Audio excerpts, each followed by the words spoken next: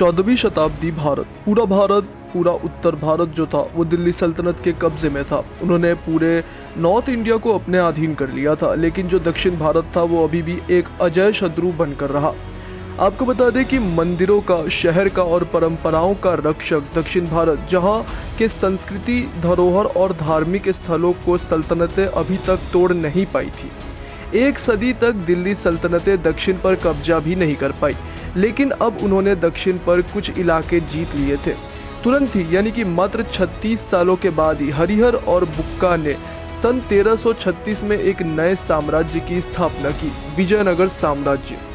यह साम्राज्य तुंगभद्र नदी के किनारे बसाया गया, जिसके मुख्यालय बना हम्पी, एक ऐसा शहर जो आगे चलकर दुनिया के सबसे अमीर और सभ्यता से भरे शहरों में बेशुमार हो गया।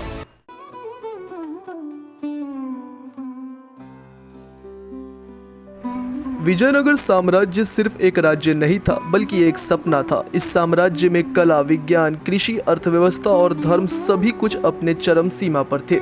इन्होंने एक काफ़ी ज़्यादा एडवांस कैनाल सिस्टम को भी बनाया था, जो आज के इंजीनियर्स के लिए भी एक चमत्कार से कम नहीं है। जी हाँ, तुंगभद्र से पानी खेतों तक पहुंचाने के लिए डैम्स और रिजर्वर्स का पूरा इस्तेमाल किया गया। आपको बता दें कि आर्किटेक्चर में उन्होंने मंडपम, गोपुरम और स्टोन चैरियट्स जैसे अनेक अद्भुत निर्माण किए। विठाला टेम्पल के रथ और म्यूजिकल पिलर्स, इसे आप कैसे भूल सकते हैं। म्यूजिकल पिलर्स जिन्हें छूने पर वे अलग अलग सुर निकालते हैं। उनकी कला और साइंस का ये दोनों एक काफ़ी अद्भुत प्रमाण है। एक भित्ति चित्र, यानी कि मूरल वॉल, जहाँ पे पूरे रामायण को दर्शाया गया है। अनेक मंदिरों के दीवार पर इतिहास और धार्मिक कथाओं का पत्थरों पे अच्छे से उतारा गया है। विजयनगर की जो सेना थी वह उस समय भारत की सबसे बड़ी और सुरक्षित सेना थी। यह साम्राज्य उस समय 6 लाख वर्ग किलोमीटर में फैला हुआ था। अपने बॉर्डर्स पर उन्होंने फोर्टिफिकेशन और सिक्योरिटी वॉल्स बनाई थी, जो दुश्मनों के तोड़ने के लिए बहुत ज़्यादा मुश्किल थी। बता दें कि 6 लाख वर्ग किलोमीटर अगर आप नक्शे में देख पाए तो ये इतना बड़ा क्षेत्रफल है कि ऑलमोस्ट ये जो है पूरा दक्षिण भारत अपने में समा लिया है इसने, और उससे थोड़ा अधिक ही होगा, यानी कि साउथ इंडिया का पूरा मतलब जो एरिया है उसको कवर करने के बाद थोड़ा और ज़्यादा ही एरिया इसने अपने अंदर ले रखा होगा। अगर आज इसे कंपेयर करें तो ये यूरोप के कई देशों से भी ज़्यादा बड़ा इलाका है। प्रति साल एक मिलिट्री परेड भी होती थी यहाँ पे, जहाँ राजा स्वयं अपने शस्त्र प्रदर्शन करता था।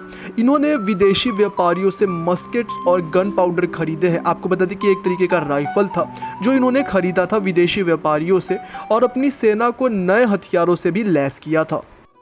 विजयनगर साम्राज्य का जो बाजार था वो पूरे सोने, हीरे, मोती और कपड़ों से हमेशा खचाखच भरा रहता था।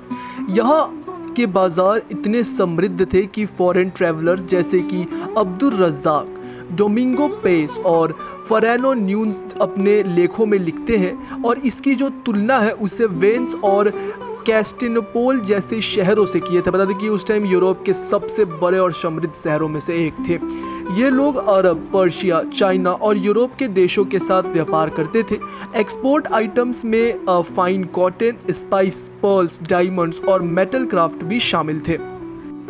अब बात करते हैं सोसाइटी, कल्चर और नॉलेज की। अष्टदिग्गज सिस्टम, इससे तो आप सभी वाकिफ होंगे। यह 8 महान कवि, दार्शनिक और विद्वान थे, जिनमें कि तेनाली रामकृष्ण जैसे प्रतिभावान और संपन्न लोग शामिल थे। उन्होंने विजयनगर के कोर्ट को, जो दरबार था विजयनगर का, उसको विद्या और विनोद का केंद्र बना दिया था। इस समय में कला और संगीत अपने उच्च शिखर पर था।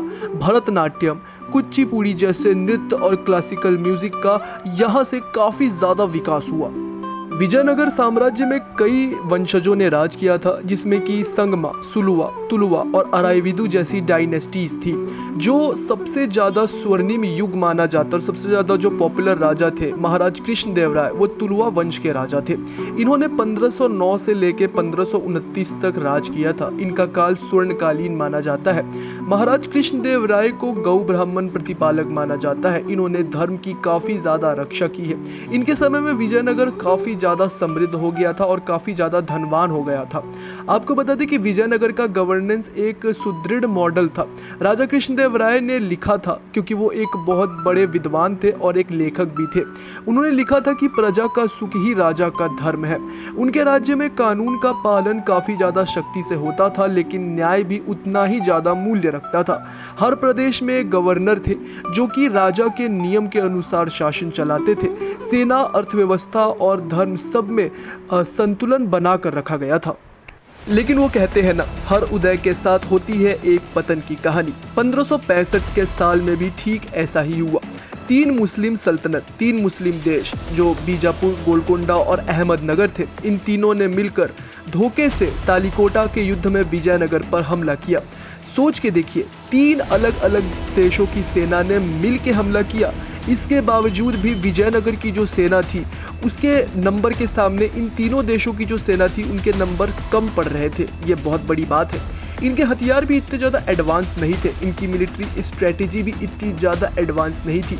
फिर भी एक चीज़ों में इन्होंने महारत हासिल कर रखी थी, वो था धोखा देना। इन्होंने पुश्तैनी तौर पे ही धोखा देने से ही इस भारत देश पर कब्जा कर रखा था। यह एक क्रूर युद्ध था। उन्होंने सिर्फ सेना को ही नहीं, नागरिकों को भी निशाना बनाया। हम्पी शहर को लूटा गया, मंदिरों को तोड़ा गया, लोगों को जिंदा जला दिया गया था। इतना ज़्यादा क्रूर और हिंसा के साथ ये हुआ है कि मैं आपको YouTube पे अच्छे से बता नहीं सकता, पर यकीन मानिए इतिहास के सबसे क्रूरतापूर्वक नरसंहार में ये शामिल है, तालीकोटा का युद्ध। आज भी हम्पी के अवशेष विजयनगर की महिमा का बखान करते हैं, गुणगान करते हैं। यूनेस्को वर्ल्ड हेरिटेज साइट बना यह स्थान हमें याद दिलाता है कि किस तरीके से धर्म, कला और ज्ञान से भरपूर एक साम्राज्य इतिहास के पन्नों में अमर हो गया। विजयनगर एम्पायर ने हमें सिखाया है कि जब तक एक देश की संस्कृति, ज्ञान और शौर्य जिंदा है, तब तक उसे कोई भी मुक्त नहीं कर सकता। यह थी कहानी विजयनगर की, एक साम्राज्य जिसका इतिहास हर भारतीय को गर्व से भर देगा। दोस्तों, मुझे पता है कि यह कहानी पूरे ज़्यादा डिटेल में तो नहीं बताई गई है, पर पूरी कोशिश की गई है विजयनगर के एक इतिहास को आपके सामने प्रस्तुत करने का। इस वीडियो को जितना लाइक कर सकते हैं उतना करिए, ताकि हमें और इंस्पिरेशन मिल सके ऐसी ही वीडियो आपके सामने लेके आने का, और हम अगली बार और लेके आए। कमेंट में बताइए कि आपको ये वीडियो कैसा लगा। आज के लिए बस इतना ही, मिलते हैं अगली वीडियो में। तब तक के लिए गुड बाय, जय भारत।